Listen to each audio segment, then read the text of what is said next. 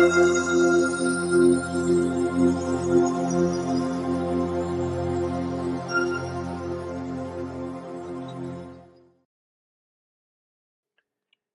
and welcome. I'm Humphrey Hawksley, your host for this Democracy Forum debate, where we'll be examining the emergence of the Indo-Pacific, a relatively new concept drawn from strategic realities, some 40 or 50 nations, depending how it's defined, stretching from the east coast of Africa through the south, southeast and East Asia, and through the Pacific Ocean to Hawaii and beyond, a vast area with different styles of government, of values and alliances.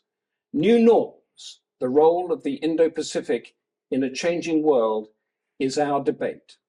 The Democracy Forum has brought together a superb panel: Ramon, Pacheco, Pardo, Malik, Matthew Henderson. But before we seek their predictions and insight, I ask, as always, the President of the Democracy Forum, Lord Charles Bruce, to lay out the canvas and background of our discussion. Lord Bruce, the floor is yours. Good afternoon, and welcome to our panel event, which will expose the geopolitical tensions threatening the prosperity and stability of the Indo-Pacific region. Our thanks are due to the team at TDF, who have arranged for these critical issues to be examined and debated by such an eminent group of experts. This is a timely exposure of key hegemonic interests determining the future of the Indo-Pacific, and I'm very grateful that Humphrey Hawksley will be acting as our moderator to steer us through the complex and overlapping issues that will arise today. The idea that the Indo-Pacific could become a distinctive region defined by common goals and shared interests, as I quote, seas of freedom and prosperity, was first floated by a former Prime Minister of Japan, Shinzo Abe, in a celebrated speech given to the Indian Parliament in 2007. It's not clear, however, that the ensuing 17 years have brought us any closer to fulfilling his fine words. Competing views of regional security now appear to dominate the geopolitical landscape.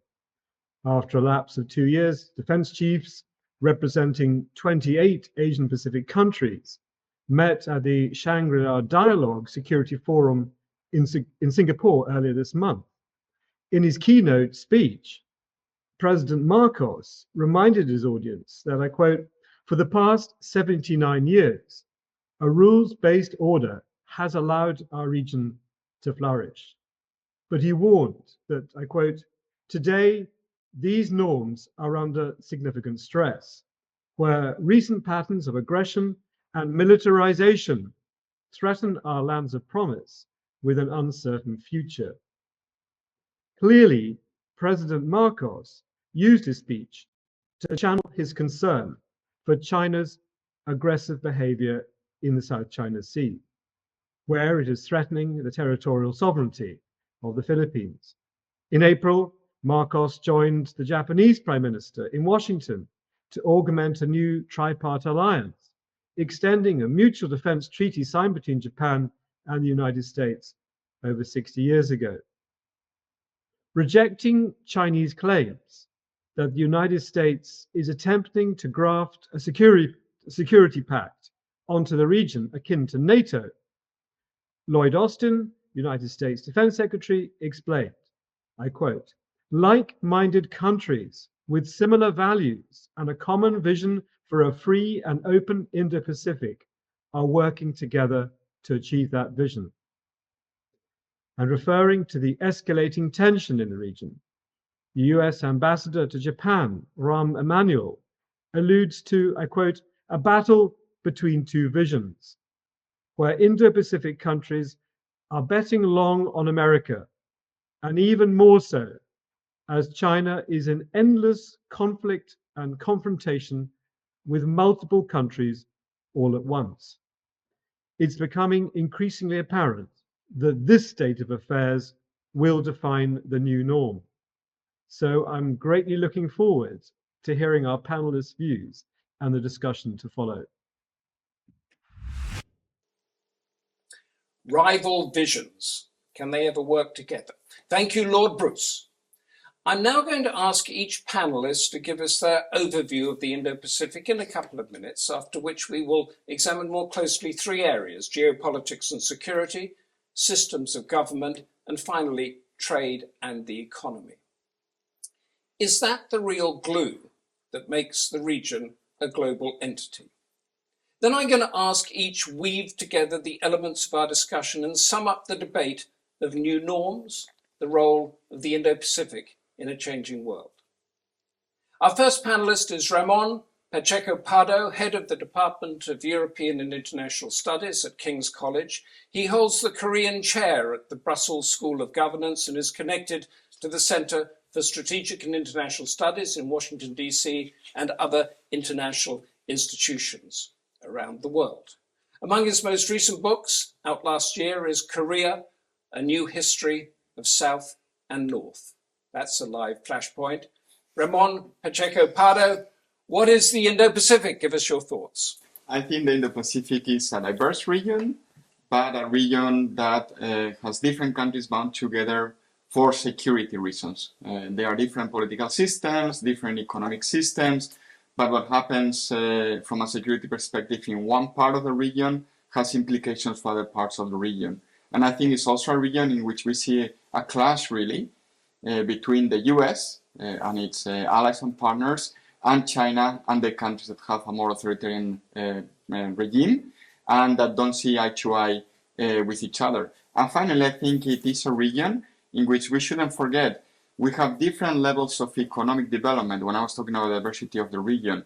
So it is a region in which you have very developed countries, Singapore, Korea, South Korea, Japan, but you also have very poor countries, let's say Bangladesh, for example, Cambodia as well. And this means that even though there are security dynamics that affect the whole region from an economic perspective, it is a region that is not as bound together as we could see, for example, in Europe or we could see in North America.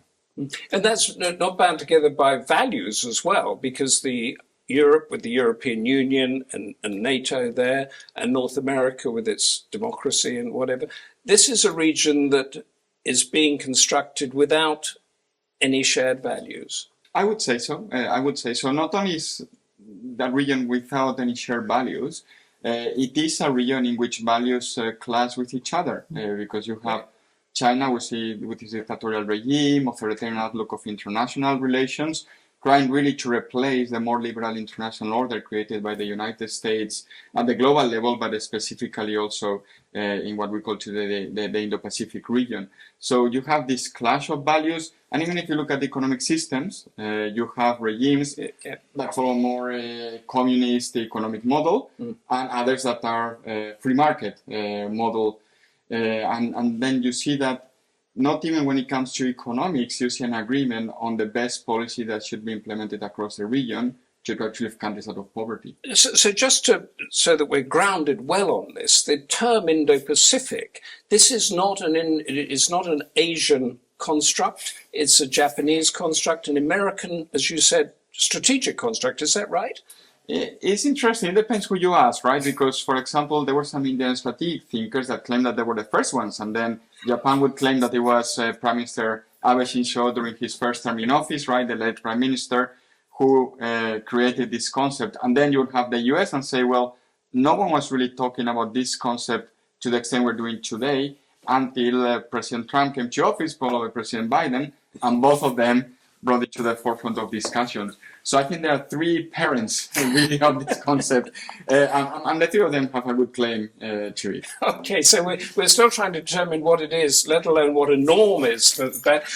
Thank you so much. But our next panelist is Priya Malik, a familiar face in the world of think tanks and global commentary, having had slots at the International Institute of Strategic Studies, the School of Oriental and African Studies, McKinsey, the consultancy, and much more. Her speciality is nuclear weapons and proliferation, which is all about the strategic elements here.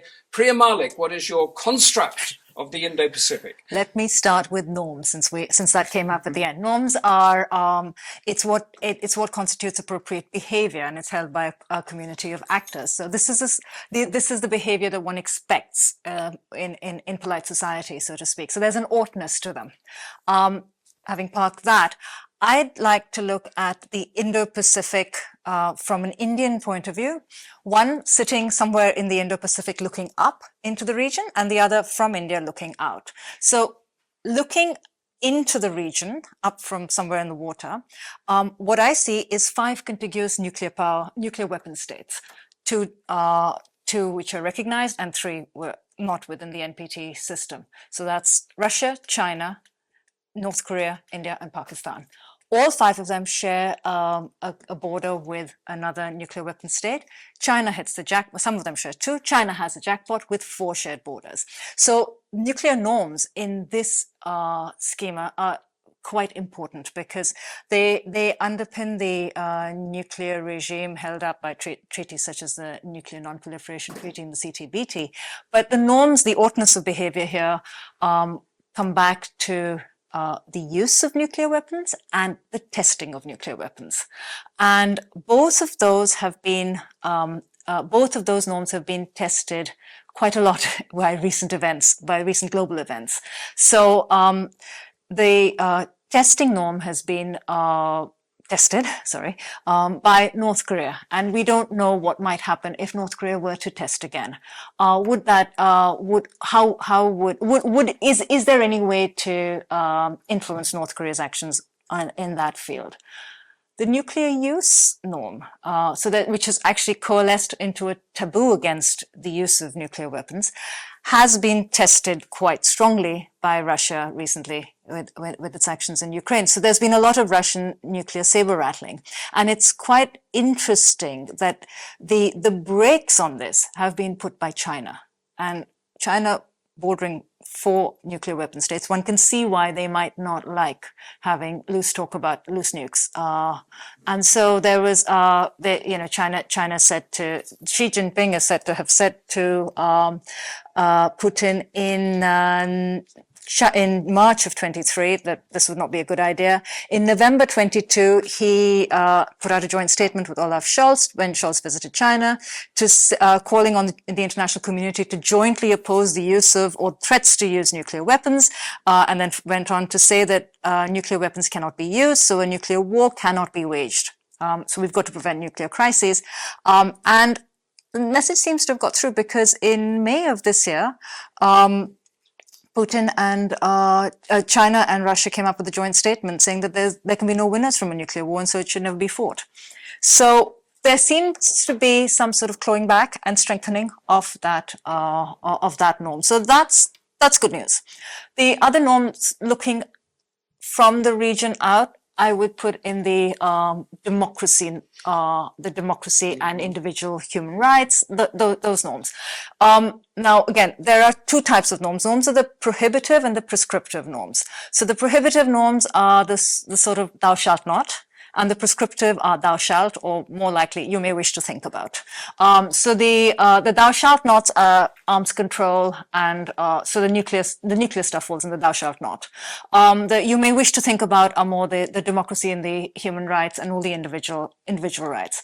So here we've got a mixed picture because governments are not so keen on individual rights in this region, and there seems to be a defense of these norms bubbling up from sub-state actors, from individuals, and we've just seen quite an interesting view of this in India with the recent elections, where it was expected that the ruling BJP would come back with a bigger majority, and the BJP had shown that they weren't fans of freedom of religion, freedom of expression, and towards the end, even the sort of democratic processes. So there have been lots of talk about. There's been lots of talk about India being a democracy that's sort of sliding towards the autocracy side of things. So the results, and so in all of this, the Constitution of India seems to have been a player. So the interesting thing was that the bit of the Constitution that was up for grabs were the normative bits that related to individual rights. And so I think here there has been some attempt to defend that. It's a beginning. We're not, this isn't a definitive answer, but there seems to be some sort of bubbling up of the defense of individual rights in the state against the sort of top-down. We've got this the struggle, the COVID struggle, if you will, where individual rights were balanced against collective good defined by the government and found to be wanting. I mean, so that's very good. You've given us two norms in a way to talk about, and I just wanted to get you, on the nuclear issue. Is the fact that you have these contiguous nuclear states, and is that keeping the region freer from war, as in the Cold War? There's a lot that can happen under the nuclear umbrella. So there is because in some ways you've got conflict that can flourish, not just happen, but flourish under a nuclear threshold. Because at which point are you going to start threatening? Big players, though. I mean, India and Pakistan, we've had numerous nuclear threats of that. You talk Russia, China, North Korea.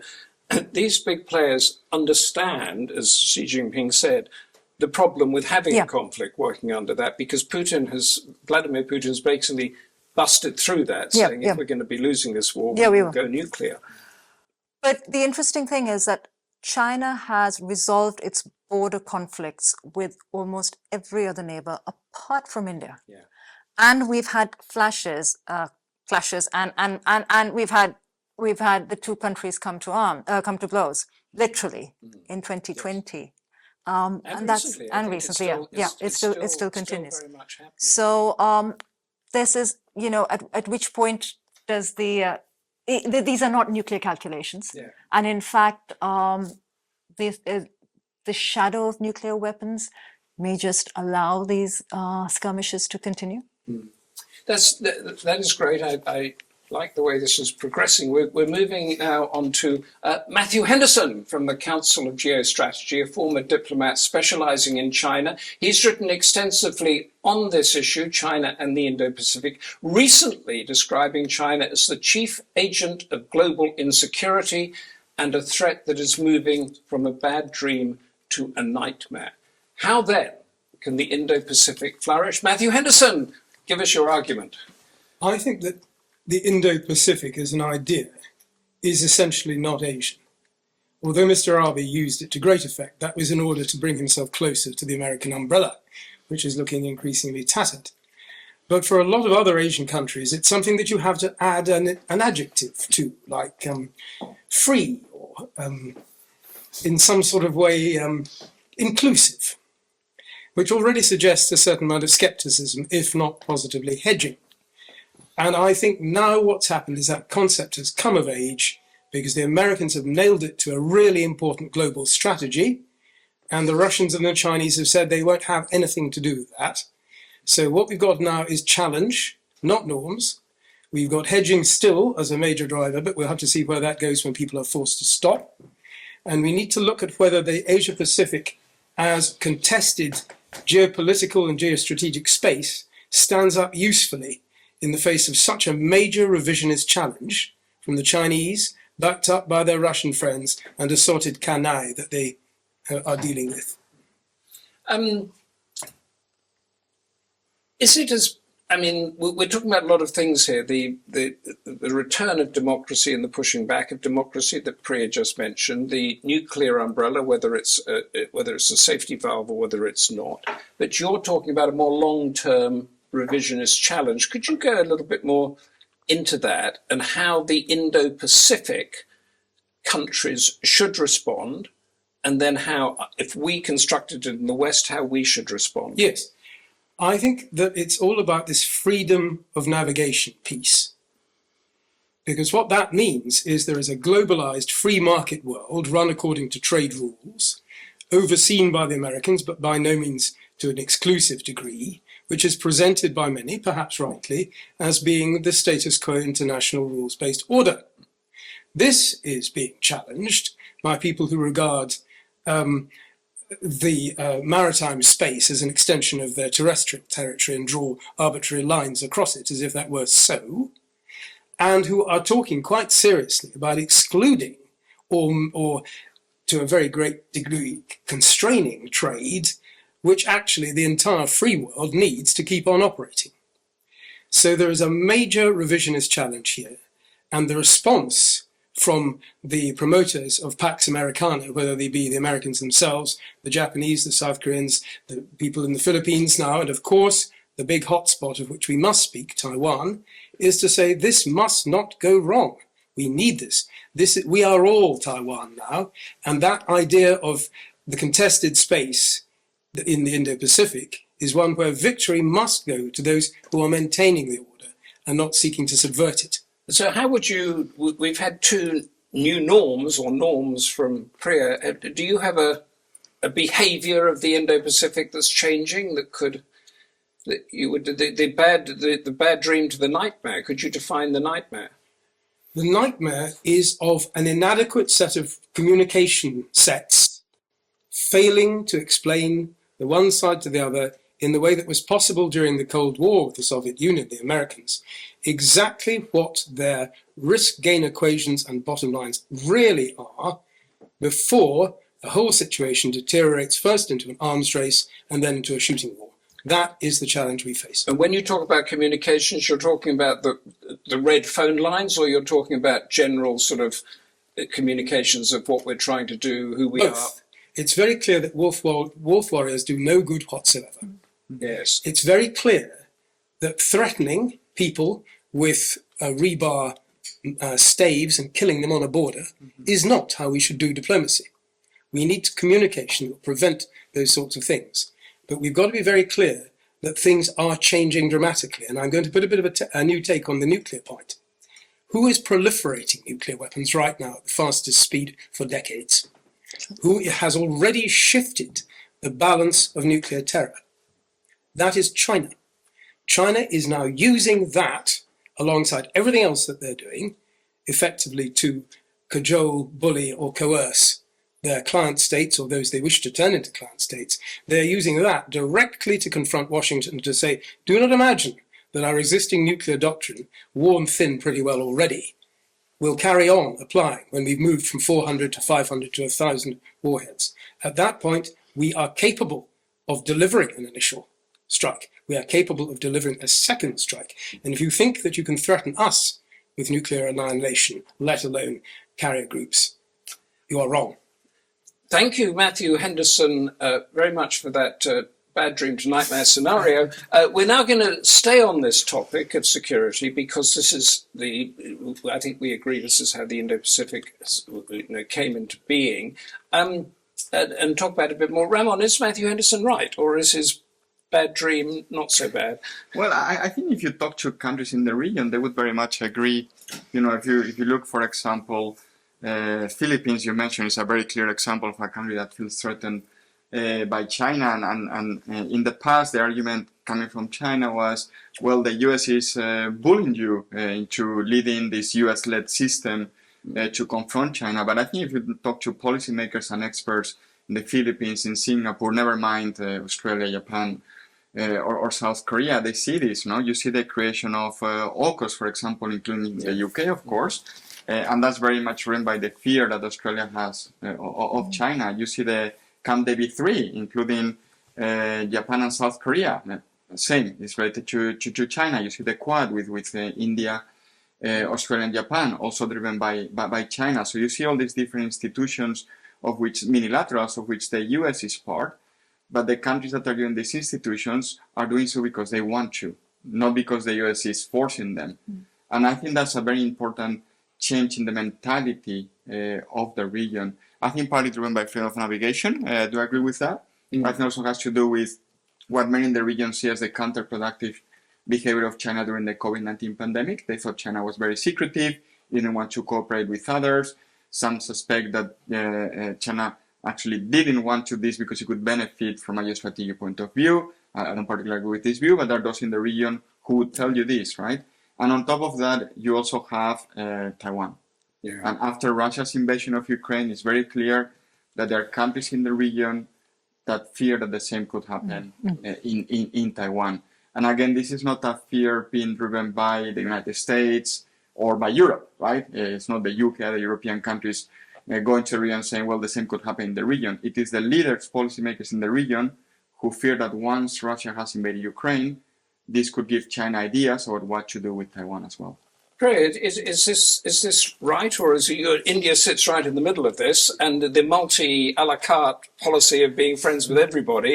Is Ramon right? Oh, well, absolutely. We're coming back to this a la carte menu of friends and alliances. But I do agree that there is this fear of China seems to be driving a lot of the behavior. But I think a lot of it is also other countries in the region benefiting from this fear of China. So let's go to India, where the US seems to be courting India as a bulwark against China. But would India really side with the US against China if push came to shove? I mean, I don't know. I don't think so. I mean, they're neighbors. Exactly. So I mean, you know, America's far away. and the non-aligned. I mean, India is very proud about its non-aligned status, as it was during the Cold War. So that's when the non-aligned movement sort of came unstuck, because in 1962, when China marched in, then the rest of the non-aligned countries go, well, I think you guys better sort this out. This isn't for us. We'll sit this one out. Thank you. And that's when the non-aligned movement was good as you know, a sort of for sharing ideas, for bringing up, for highlighting problems, but maybe not so good for security. It is now called the Global South, isn't it? It is now called the Global South, and again, that's a problematic concept, because you know you've got countries with very different states of development being lumped together, or India likes the Global South. Yeah, exactly. No, India likes talking about the Global South, but really, can India speak for all the countries that it lumps in the Global South? Because they've got different requirements and different asks. I mean, it's such a fascinating one, because you know, geographically, India and China are contiguous. Their economies are booming. Can you see a trigger, a flashpoint, in which India does not side with the US when it's demanding it, and that would break up the Quad and other of those things?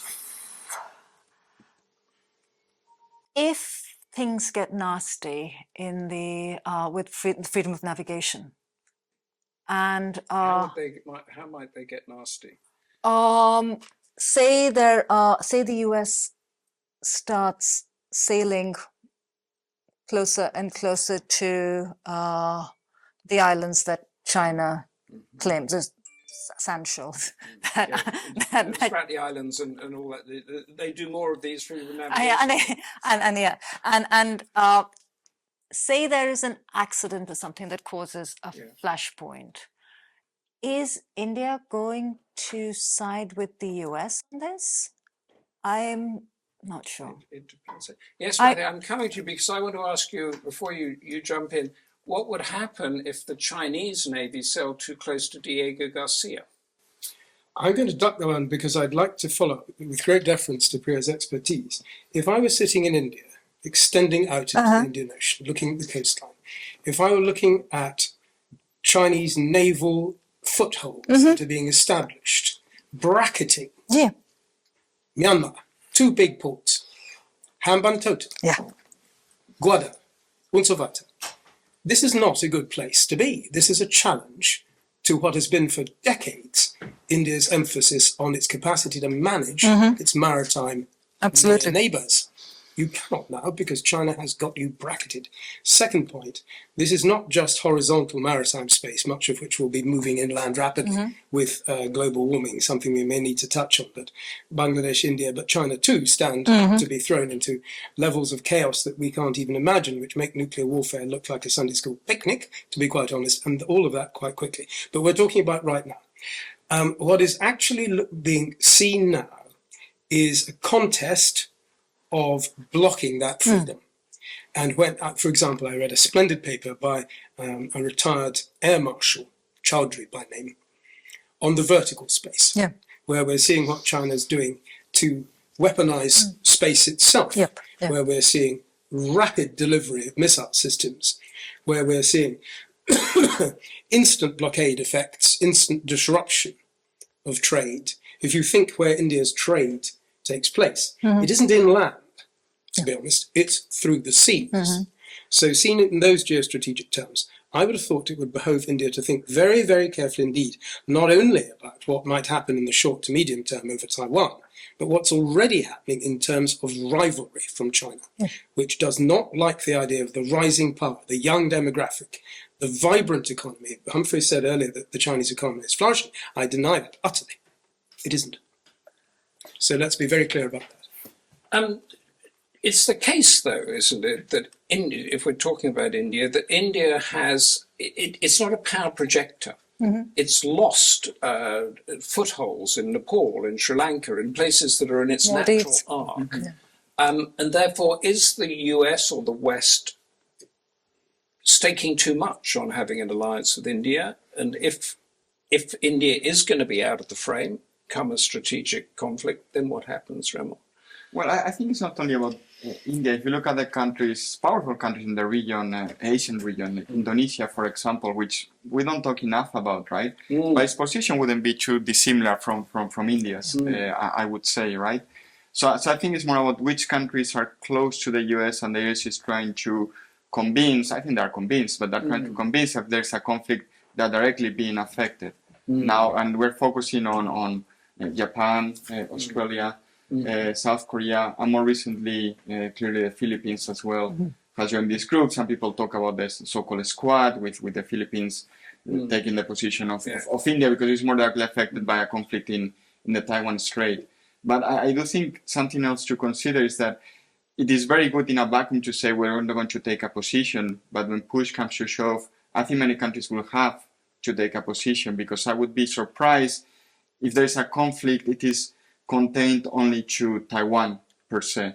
I mean, we saw when Russia's invasion of Ukraine started, some countries, European countries, I'm talking here, in the beginning they were a bit reluctant to get involved. They said, well, how long does this take? I'm talking about NATO members, right? And they quickly realized, well, we're going to be affected whether we like it or not. And of course, there's no NATO in Asia, that should be made clear, but there are countries that are going to be affected. And there's a reason that there's no NATO in Asia. Let us move on to the systems of governance, which is the next thing. Asia has had 70 years to create a front against a hegemonic power that would be a group of countries like the European Union. It's failed to do so. They had SEATO back in the 1950s, and then they had ASEAN, which is quite ineffective in that thing. So the different systems of governance that we're talking about, how much does that prevent the Indo-Pacific becoming an entity or a construct that we in the West might like it to be? I think it's very important because in Europe, at the very least, we can agree on the system of governance that we want today, right? Yeah. During the Cold War, of course, there were two blocks, but after the Cold War, most of us agree, the possible exception of Russia, right? But all other countries would agree. And you don't see that in the Indo-Pacific region. But even when it comes to the economic governance model, there is no agreement, right? In Europe, pretty much every single economy with a market economy, with more or less state interventionism, but market economies, and you don't see that in the Indo-Pacific region. And I think this matters hugely because something as fundamental as how you feed your own population, you don't see an agreement on that. Yes, I think, and then we had, Matthew, I'd like to come to you on this push that we had when Joe Biden came in and has been there all the time that, democracy, we are going to take democracy back into the Indo-Pacific. I think Boris Johnson had the G10 he was setting up and that sort of thing. Is that a good thing to do if you're looking for allies, saying you have to be democratic if you're going to be in our... If you put it like that, it sounds post-colonial and patronising and frankly pretty silly. But I think there is a bigger point to all of this. Just as the Chinese articulate their intentions, not purely in terms of, well, it'll all go on fine until it doesn't, at which point we will bury you. The point is that the Chinese system doesn't stovepipe kinetic subversion, military, political, economic, and other arms of state power. It integrates them. So Belt and Road is the weaponization of failing wealth to undermine the democratic aspects, to increase the corruption, to increase the dependency, and to increase the client state status of its proxies, and its partners and its semi-allies by making them dependent for the survival of weak governments on surveillance systems that warn dictators when they need to put all under in the jail. umbrella of the Chinese Communist Party. In effect, the yes. funnel that's but that's that's the house style that is being promoted. And the trading relationships in terms of cheap supplies of dodgy concrete, railways that go up and go down again, and standards of sustainability which are nugatory. All of these things are a quick fix for weak governments, not a long-term prospect for the revival of an ordered world. Priya, how does that system of government that Matthew so eloquently described, how does that differ to the way India operates? I think I'd like to step back actually and just look at we're comparing Europe and with all the other regions, and I think I'd actually like to suggest that the EU is the outlier because there is a pooling of sovereignty, which does not happen in any of the other regions of the world. In the Americas, you've got the hegemon, who says, right, it's our way, and this is how we do it. Africa, Asia, you'd have to give up sovereignty. And I think the pooling of sovereignty in Europe happened after the wars. Mm-hmm. And they saw very clearly, they were living with the consequences of not getting their act together. We haven't had that kind of all-encompassing war, devastating war in the region. I mean, yes, of course, people from Asia and Africa fought in these wars, but they fought in Europe, not even though we've had some conflict. We had conflict in the Indo-Pacific. We had Japan marching into China, Japan marching all the way up to India. But there wasn't that sort of utter devastation that said, here's the alternative if we don't get our act together. So without that sort of pooled sovereignty, I don't think there is any. You're going to have rivalry. That's the alternative, and India has to manage China. It's as simple as that. I'd come back to Matthew's point on security just very briefly. Where yes, of course, there are all the string of pearls, which India is very aware of. But let's not forget what the External Affairs Minister said recently when he was asked about China, and he goes, well, they're more powerful than us. They're more economically successful than us. We have to acknowledge that reality. So effectively, Dr. Jaishankar was saying that China is the more powerful country. We're not going to poke the bear right now. That's interesting, Ramon. I mean, what you're suggesting there, Priya, is that there can be a muddle through. You don't have to have any constructs, but all these nations with different values and different political systems can rub along together without conflict. I mean, without there being a big war breaking out. Is that something? Well, the point policymakers make in the region, right, is that the conflict now, the war is actually now in Europe, right? Yes, it's not exactly. They make this point, right? Yeah. And they've been able exactly to live without war for a long period of time. For me, the interesting debate about this is that you don't see anyone in the region talking of isolation of China, whether it's diplomatic, economic, I mean, security matters. They acknowledge that there is a degree of dialogue that needs to happen. Recently, we saw this trilateral in Seoul between Korea, Japan, and China. And yes, it wasn't much about security, but the underlying theme from the Korean side and the Japanese side is we need to talk to China whether we like it or not, right? Yeah. And even at this point in time, which they are working very closely with the United States, they also realize, as they say in both capitals, that China has been there for millennia and is going to be there for millennia before and after Xi Jinping, right? So we'll need to get along with it. So I think you make a good point that, in a sense, they have found a way to muddle through. Yeah. I should also say that there are policymakers and military leaders in the region that also have a threat perception that is higher than in the past because of Russia's invasion of Ukraine. And they say, if Russia has done this, we cannot exclude the possibility that China will do the same with Taiwan. Until now, we may have thought, well, countries don't invade each other anymore, right? At least countries that are neighbor to each other don't do so in Asia, in Europe, North America, but now they do. And I think that matters. It is the speculative invasion of Taiwan, given that Chinese Communist Party is pact with the people, in other words, is that your living standards will continue to improve, don't get involved in politics. And everybody knows, including Beijing, that if they invade Taiwan, that whole thing goes out the window. So is this, I mean, what's your view on that? I don't think it will happen. I think most leaders in the region would think it's not going to happen. But I go back to the previous point. They also didn't think that Russia would invade Ukraine, that we'll see a war in Europe. That's why the unthinkable has to be part of the planning, right? And I see this, as I said, especially in Seoul and Tokyo, because they sit very close to China, that they wouldn't have thought about it, but now they have to consider it. I don't think it will happen, but others clearly think that it may happen. Yes. Can we just, I mean, the region is, it's got three local democracies, let's say, which is fully economic democracies, which is Japan, South Korea, and Taiwan, which isn't even recognized as a country. It's got two outliers, which are basically European, which is Australia and New Zealand. The rest are what you'd call developing democracies, nascent democracies, dictatorships, whatever it is. So if you've got 40 or 50 countries there, you've got a minority of democracies. Priya, is that a... Democracy with Asian characteristics. I think it depends. The pact with in India, for example, was you will vote, your vote is powerful, and then you leave it to us. So it's not the sort of the Westminster style democracy here where you write your MP if you don't like what you're seeing and you go, would you like to explain this to me? No, you vote and then that's done for 5 years.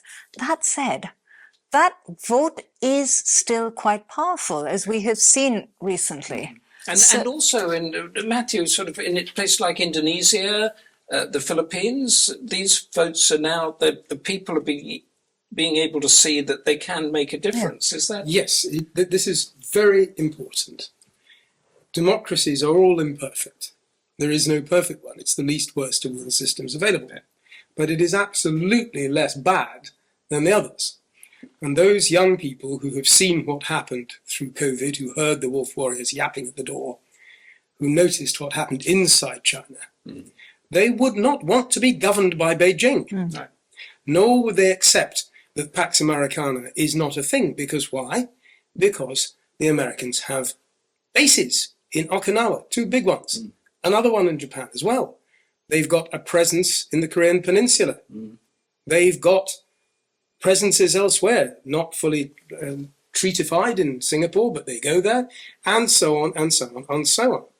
And the reason the Chinese at the moment probably think this is not the best time to invade Taiwan is not because they think that the Communist Party might collapse and it would all be too expensive.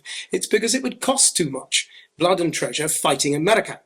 And at the moment, America does not have to fly across the biggest pond of all because it's got its bases in the region already. And that's what they're there for. So from that point of view, we are seeing Pax Americana, and we're seeing things like AUKUS, we're seeing things like the Quad and so on, taking on a new character. Yes, there is no NATO, but there is a tendency to say, let's make the best of what we've got. ASEAN, as you say, has its issues. But the fact is that there are certain continuities among the ASEAN countries where freedom from colonial oppression is really important, and that is expressed now as democracy. And it will continue to be, I very much hope, not by some ghastly crew of carders from Beijing coming in and saying, we will guarantee your bread and circuses, which they can no longer do at home, as long as you don't aspire to have a vote. I don't think that'll wash. And talking about this, the unpredictability of democracy in the Philippines, for example, has gone now to Marcos very pro-American, and then and before then it was very pro-China, and the unpredictability of the United States, where everybody, Indo-Pacific was very worried in the Trump first presidency because there was this withdrawal. So democracy might be a good system of government from the Western view, but its unpredictability from a strategic economic view is, Ramon. Well, there are certainly those in the region who would agree with this point of view. And they have raised the point, what happens if Trump comes back to office, right? That's the big question in the region, of course. And I think that's why I find interesting this institutionalization of minilaterals, right? You see how they're trying to create institutions that will bind the US within different countries in the region. With AUKUS, it's very clear because we have the 2 pillars. But if you look at the Camp David 3, they're talking about setting up potentially an office that will manage the trilateral. So you see these different countries within the region that want to bring predictability to what is an unpredictable system, as you say, which is democracy, but also from the US side. And I think, as we said, the Biden administration has been very clever in this area, because it knows that either later this year or in 5 years' time, it will be gone. And it wants all of this to survive. And it's pushing for this institutionalization. Now you see it with the Philippines, talking about regular joint exercises, regular exchanges at the leader level, talking to president, not only the president, but the leaders of the Philippines, military leaders, political leaders, business leaders. And I think that's the direction of travel, because I agree with that, obviously. This is a new norm, is this direction of travel that you've just outlined? I think so, because I don't see the people in the area wanting to roll back democracy. I fully agree with that, especially young people, but even older generations, they have tasted freedom, right? And they want to keep it. But this is the way to deal with the unpredictability that we're talking about. Yeah. And do we understand, Priya, on this democracy thing, that when I'm talking about the West and the pressure that comes, is that it takes maybe 100 years to get these institutions in place, and that you can't do it like we tried to do in Iraq in 18 months? I think it cannot be imposed top down, certainly. Will it take 100 years? I'd go back to India's independence and the audacious bet that was taken with a country that Winston Churchill famously dismissed as, an idea, as an abstract idea like the equator or something. It wasn't even a country for him. And they had universal suffrage at that point for everyone over 21. Let's not forget that Switzerland didn't give women the vote, all women the vote, till 1992. So it was in some ways an incredibly progressive moment in a country that everybody said was not ready for it, and the people delivered. And as Ramon said, I mean, India has shown us during the Indira Gandhi's emergency in the 1970s, and now with Narendra Modi, wings are clipped through democracy. Yeah. But wings are clipped, but then they don't stay, the bird doesn't stay down. Somehow, amazingly. I want to. We're moving on. We've actually got in the issue of the trade and economy, because this is where in Britain we're chasing all these free trade agreements all over. Matthew, how much is you talk about China's expansion? How much is it simply doing that in order to get its supply chains secure, and how much is it a sort of Cold War ideological push? It starts as a Cold War ideological push. It starts because it's very easy to go to developing countries and say, look, the standards, the environmental standards and other standards, workforce conditions and so on, that the West demands of you are prohibitively expensive. We have a cheaper fix, which is going to make you much better equipped, better railways, better ports, etc. Very, very fast. You will make lots of money, no questions asked. And in particular, you, President or Prime Minister, will be very wealthy too. And this offer, which you can't refuse, mostly isn't refused.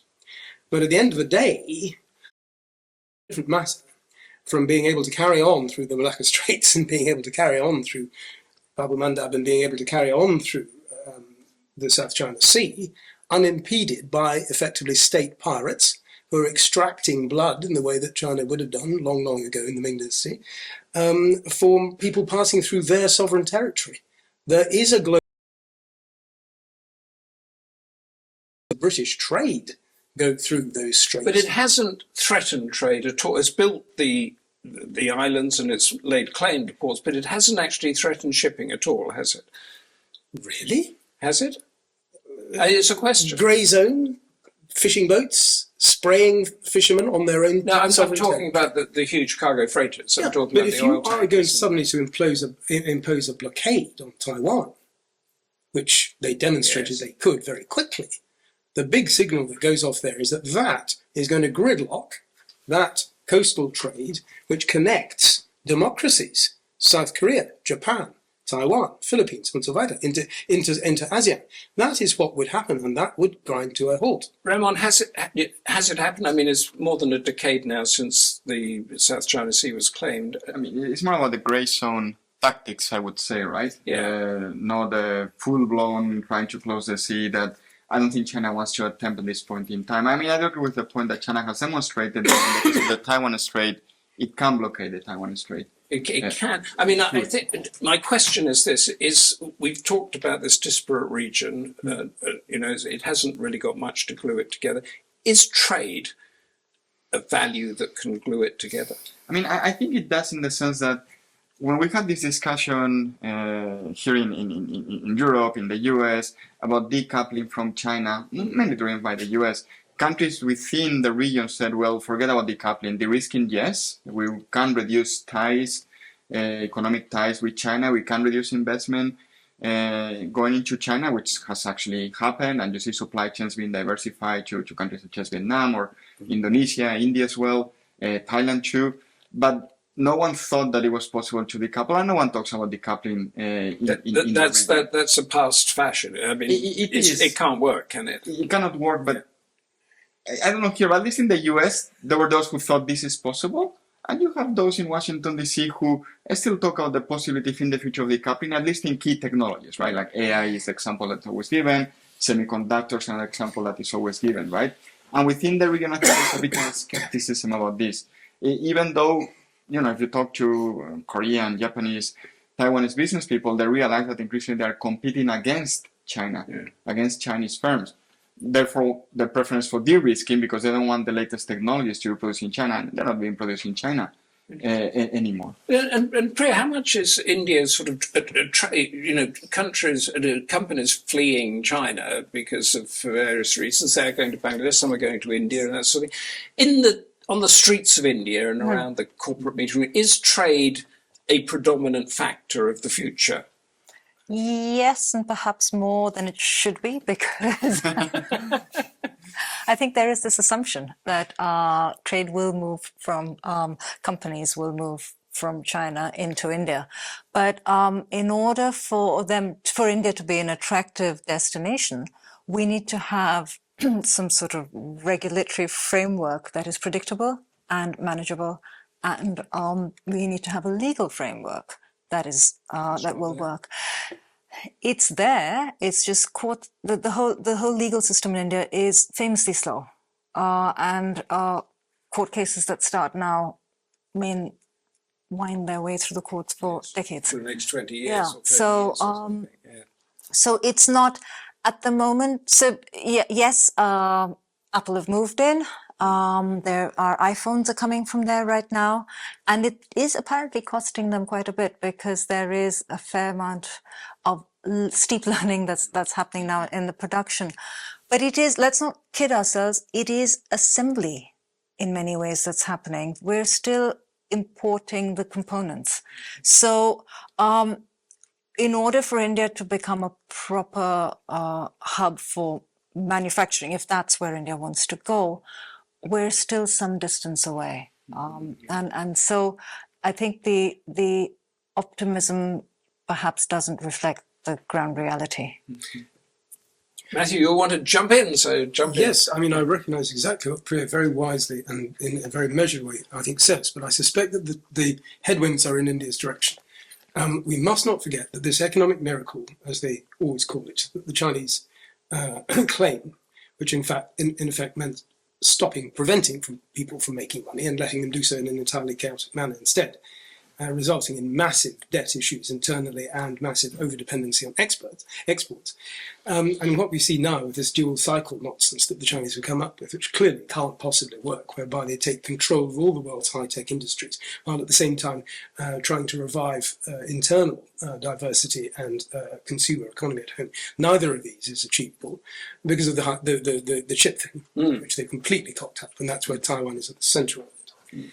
This means that a young, intelligent, extremely keen, ambitious and able workforce, such as we already have in India, is replacing something which has long gone in China, with massive youth unemployment, with a dwindling and aging workforce anyway, with labour costs that exceed what India can deliver, and Indonesia too. And many Chinese people that I talk to say we think China's already peaked and is on the downward slope.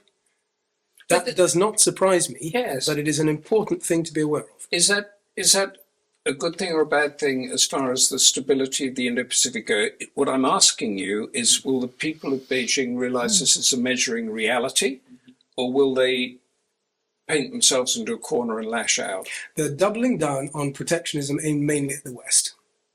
What we find now is that American business people tell their political masters that China is no longer investable. This is extremely strange. And it's equally odd that even in that context that Xi Jinping was trying to court a lot of the big tech CEOs from America who frankly are not interested at all.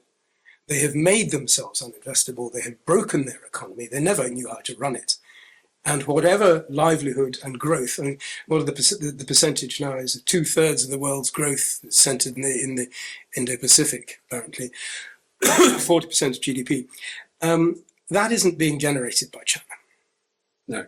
And also, I mean, the key thing is that China became wealthy to its status now after joining the World Trade Organization and selling to the Western markets, didn't it? And I think that I want to, before I ask you all to conclude, I want to go around the various flashpoints and see, and this is war and trade, really, I'm talking about. So the flashpoints we talk about is the Korean Peninsula, which is one. Pakistan and India remains a flashpoint, and Taiwan we've talked about a bit. But would trade, Ramon, temper something that's, the North Korean, view on this, or how we react to something happening in North Korea? Well, clearly that has been the view of some South Korean policymakers who thought the stronger economic links with North Korea will change his behavior. It hasn't happened essentially because the North Korean economy is not an attractive proposition. Even beyond the sanctions were imposed, that will make it uninvestable. But even before, in the late 1990s, early 2000s, there was this discussion about opening up North Korea to economic links with the South and the rest of the world. Kherson Industrial Zone was open. But you saw many business people who were investing in North Korea. It wasn't really for economic reasons. They were investing there because of the affinity that they felt with the brothers on the other side of the border. And recently, when you saw 2018-19, you saw the summits between the two Koreas, between the US and North Korea as well. South Korean business people themselves saying, well, we're not really going to invest in North Korea even if sanctions are removed, because we're not South Korean companies anymore. We're global companies headquartered in South Korea, and we look for the best economic opportunity.